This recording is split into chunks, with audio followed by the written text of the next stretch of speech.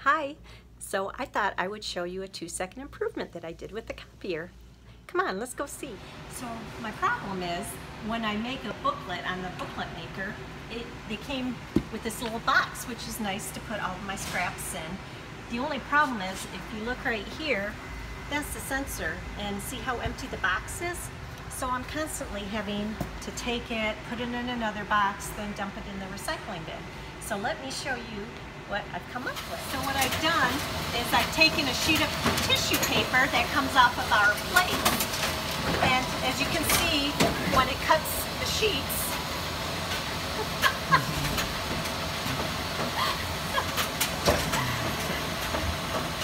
so as you can see, as it cuts the sheets, the paper will spit out of here and land flat on the floor, and I can get a lot more books done.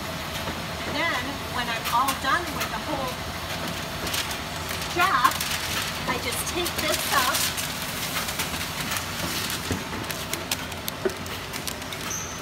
and I move it and I put it down the recycling bin, just in one swoop, and throw this away, and I'm done.